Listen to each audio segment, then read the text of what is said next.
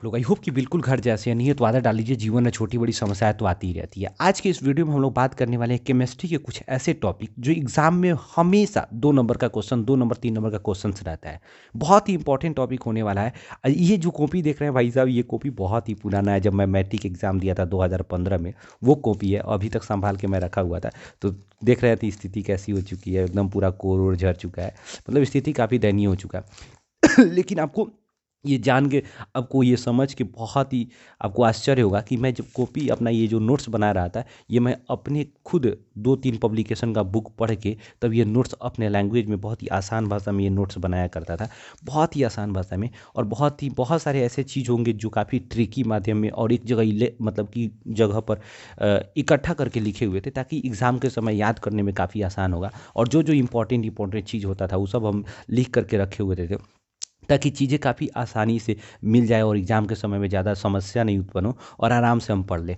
तो इस तरह हमने क्या हुआ था, पूरे के पूरे साइंस को भी हम कलेक्ट करके एक जगह नोट्स बना कर रखे हुए थे, ताकि एग्ज़ाम में मार्क्स आ जाए। और आपको पता होगा कि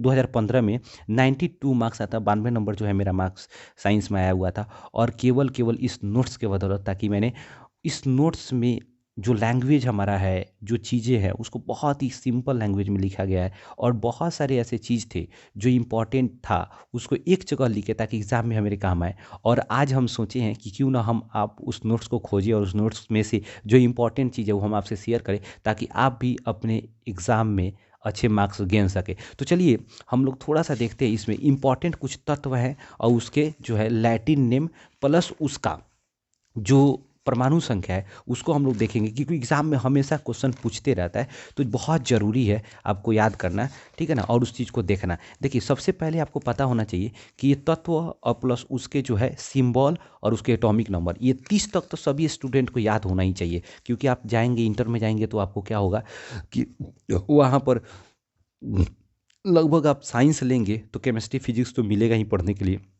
चाहे आप बायो से पढ़िए चाहे आप मैथ से पढ़िए। तो ये बिल्कुल इंपॉर्टेंट हो जाता है 30 तक याद करना, ठीक है ना। तो ये 30 तक में हम कोई गेस नहीं करेंगे, ठीक है ना।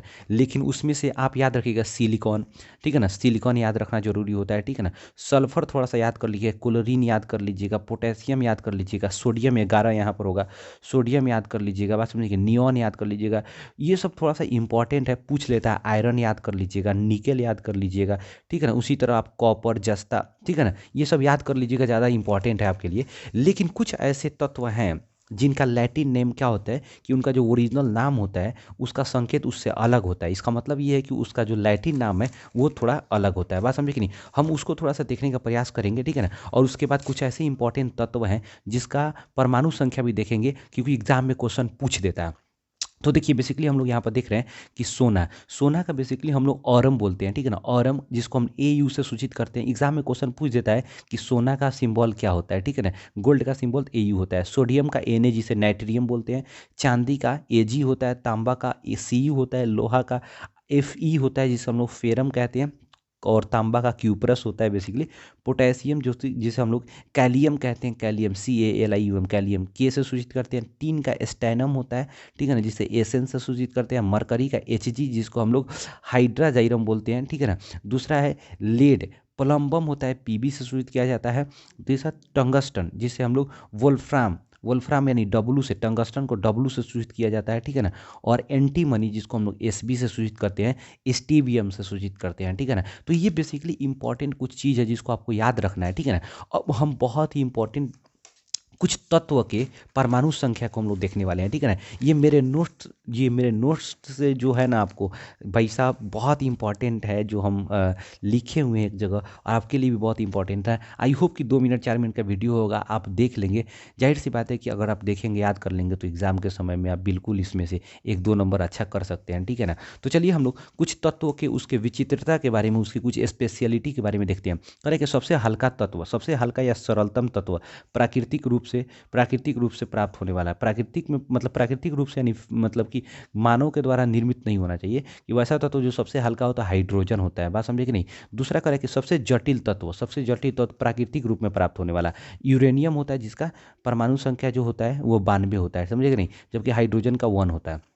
दूसरा सबसे हल्का तत्व गैस के रूप में, माने सबसे हल्का तत्व गैस हाइड्रोजन, और सबसे हल्का तत्व धातु कहेगा तो लिथियम। बात समझे कि नहीं। उसी तरह करें सबसे दुर्लभ तत्व स्टैटिनम। स्टैटिनम होता है सबसे दुर्लभ तत्व कहा जाता है स्टैटिनम को। और सबसे भारी तत्व कहेगा तो रेडॉन होगा, ठीक है ना, रेडॉन। ये इंपॉर्टेंट है, कुछ देख लीजिएगा, याद कर लीजिएगा। अब हम लोग थोड़ा सा देखते क्या है कि कुछ ऐसे तत्व हैं जो इंपॉर्टेंट है, और 30 के बाद, क्योंकि 30 तक तो आपको याद करना ही है, उसमें कोई दो राय नहीं है, लेकिन 30 के बाद कुछ ऐसे तत्व है जिसका परमाणु संख्या और उसका जो है सिंबल थोड़ा सा याद रखना जरूरी है।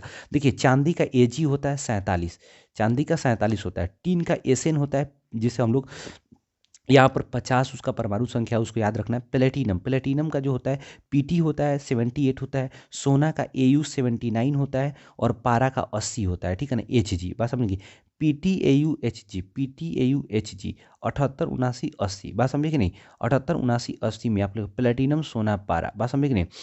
तो यहाँ पर सीसा का जो होता है 82 होता है, जबकि यूरेनियम का 92 होता है। सीसा का 82, यूरेनियम का 92 होता है। बस आपको थोड़ा सा ध्यान रख करके एक बार दो बार देखिए, ज़्यादा मत रटिए, एक दो बार पढ़ लीजिएगा ना, एक जगह कॉपी में नोट्स कर लीजिए, इसका नोट्स बना लीजिए।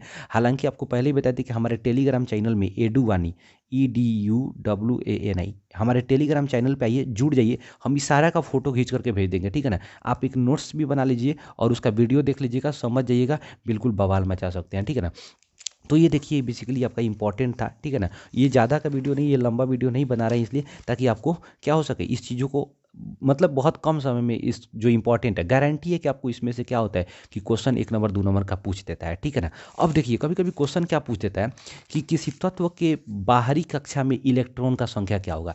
मान लीजिए किसी तत्व के बाहरी कक्षा का पूछा जा रहा है, तो आपको ध्यान क्या देना है कि मान लीजिए अगर पूछ देता है क्लोरीन का, मान लीजिए आपसे पूछेगा क्लोरीन का, तो क्लोरीन का जो परमाणु संख्या होता है 17 होता है, आपको तो पता ही है। क्लोरीन का जो परमाणु संख्या होता है वो होता है 17, ठीक है। अब मान लीजिए 17 परमाणु संख्या है, इस सिचुएशन में आप देखेंगे कि इसके बाहरी कक्षा में, तो याद रखिएगा पहली की कक्षा में 2 इलेक्ट्रॉन होगा, ठीक है ना। अब उसके बाद वाला में 8 8 8 8 का हम जितना होगा सब में 8 8 का हम क्या करते, मैंने जोड़ा लगाते चल जाते हैं। तो 2 8 10 10 10 के बाद क्या बच रहा है 7, तो यानी 7, यहाँ 8 नहीं होगा 7 होगा, ठीक है ना। तो अब यहाँ बाहरी कक्षा में इसके इलेक्ट्रॉन का संख्या कितना हो गया 7। बात समझे कि नहीं। अर्थात आप ध्यान, एक बात हमेशा याद रखिएगा, तो इसके बाहरी कक्षा में इलेक्ट्रॉन का संख्या 7 हो गया। अगर खाली इलेक्ट्रॉन का संख्या बाहरी कक्षा में पूछा तो 7 मार दी, लेकिन कहेगा क्या कि ये धातु है कि अधातु। अगर मान लीजिए आपको नहीं समझ रहा है तो उसका परमाणु संख्या अगर पता है तो इसके बाहरी कक्षा में निकाल लीजिए इलेक्ट्रॉन का संख्या। अगर भाई साहब बाहरी कक्षा में इलेक्ट्रॉन का संख्या अगर आपको 4 से ऊपर है, यानी 5 है, 6 है, 7 है, या फिर लास्ट में 8 है, बात समझे कि नहीं, तो भाई साहब वो क्या हो जाएगा, वो टोटल का टोटल याद रखिएगा अधातु होगा। बात समझे कि नहीं, अधातु होगा। लेकिन भाई साहब अगर वो मान लीजिए कि 1 है, 2 है, 3 है, 4 है, 4 तक हो जा रहा है, तो ये वो धातु होगा। बात समझे कि नहीं, उसके बाहरी कक्षा में होगा जो वो धातु होगा। तो इसके लास्ट में 7 है, यानी अपना 8वां इलेक्ट्रॉन पुराने के लिए क्या करेगा, वो एक लेगा, किसी से कर्ज लेगा। बात समझे कि नहीं। तो जब एक लेगा यानी इलेक्ट्रॉन को ग्रहण करेगा, तो जो ग्रहण करता है वो अधातु ग्रहण करता है, और जो त्यागता है वो धातु त्यागता है। बात समझे कि नहीं।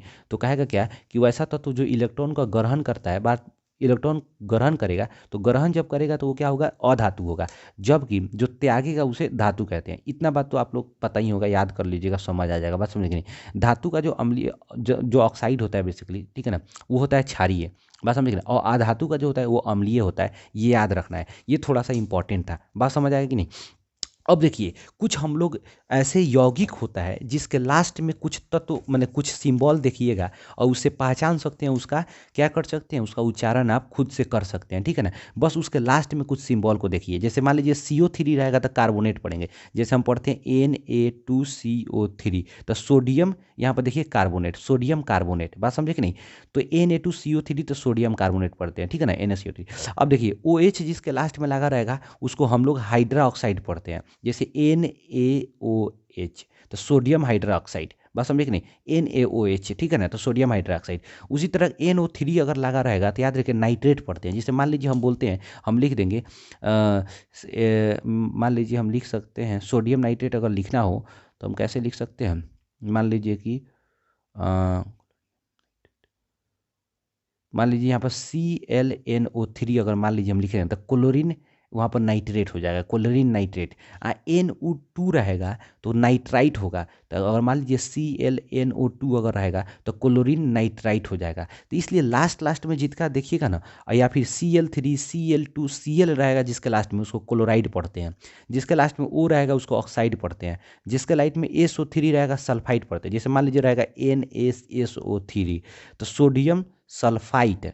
और जिसके लास्ट में SO4 रहेगा तो सोडियम सल्फेट। तो SO4 रहेगा तो सल्फेट पढ़ेंगे, S रहेगा तो सल्फाइड पढ़ेंगे। देखिए सल्फाइड और सल्फाइट, जिसके SO3 रहेगा तो सल्फाइड पढ़ेंगे, S रहेगा खाली तो सल्फाइड पढ़ेंगे, और SO4 रहेगा तो सल्फेट पढ़ेंगे, ठीक है ना।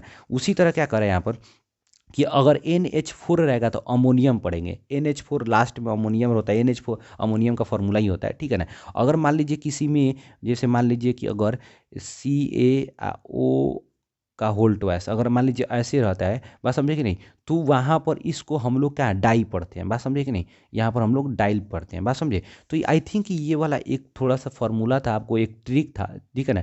ये भी हम अपने मैट्रिक एग्जाम में इसको क्या किए हुए थे, इसको एक जगह लिखे थे, ताकि उस समय यौगिक कोई भी कंपाउंड वगैरह आता था तो उसको नाम को याद करने में बड़ी मतलब पढ़ने में, याद करना तो अलग बात होती है, पढ़ने में बड़ी दिक्कत होता है। तो इसको हम एक ट्रिक के माध्यम से सब कॉपी में से, किताब में से पढ़ के उसको छाँट के और खुद से लिख लिए हुए थे, ठीक है ना। तो आई होप कि ये वाला चीज़ आपको पसंद आया होगा। तो भाई साहब अगर आपको पसंद आया होगा, अगर अच्छा लगा हो, तो आप भी एक प्यारा सा कमेंट कर सकते हैं और उस वीडियो को लाइक कर सकते हैं, शेयर कर सकते हैं। चैनल को अगर नया होंगे तो सब्सक्राइब कर सकते हैं। तो अगर देखिए, वैसे ये जो था इंपॉर्टेंट था, बेसिकली आपको बहुत ज़रूरी है चीज़ों को याद करना है, बात समझे कि नहीं, याद कर लीजिएगा, बिल्कुल आप बवाल मचा सकते हैं, बात समझे कि नहीं। आपको दो चीज़ देखना है कि किसी भी तत्व के अंतिम कक्षा में इलेक्ट्रॉन की संख्या कैसे निकालेंगे, बात समझे कि नहीं। पहली कक्षा में 2, उसके बाद 8 8 8 का जोड़ा लगाते चल जाएंगे, ठीक है ना। उसके बाद क्या होता है कि उसका परमाणु संख्या याद रखना होगा, बात समझे कि नहीं, उसका संकेत याद रखना होगा, बात समझे कि नहीं, उसका लैटिन नाम भी याद रखना होगा। लैटिन नाम भी पूछ देता है 1 नंबर का। इसलिए ये सब जब याद रखिएगा तो बिल्कुल आप गर्दा उड़ा सकते हैं, बात समझे कि नहीं। तो ठीक है, आज के लिए इस वीडियो में इतना ही रहने देते हैं। अब इसके बाद नेक्स्ट वीडियो में हम क्या करते हैं कि जो इंपॉर्टेंट जो पदार्थ है उसमें पाए जाने वाले अम्ल होंगे उसका हम वीडियो बना देते हैं, बात समझे कि नहीं। और प्लस उसके साथ ही साथ कुछ ऐसे यौगिकों का नाम जो हमेशा पूछते रहता है, बात समझे कि नहीं, जो एग्जाम में हमेशा इंपॉर्टेंट है, पूछते रहता है, तो उसका व्यापारिक नाम और रासायनिक नाम के साथ हम एक वीडियो बना देंगे, ठीक है ना। इसी में है, और उसी का वीडियो जैसे आपको देखिए यहाँ पर दिखा रहे हैं, देखिए रासायनिक सूत्र हो जाता है, रासायनिक नाम प्लस व्यापारिक नाम, ठीक है ना। ये बहुत इंपॉर्टेंट है, पूछ देता है, सोडियम बाइकार्बोनेट ये सब पूछ देता है, तो इसलिए याद रखना आपको जरूरी है। इसका भी वीडियो हम नेक्स्ट वीडियो में बना ले रहे हैं, अभी ही बनाएंगे, ठीक है ना, लेकिन वो नेक्स्ट वीडियो में, ताकि आपको भी आसान होगा याद करने में, ठीक है ना। तो मिलते हैं नेक्स्ट वीडियो में, तब तक के लिए जय हिंद।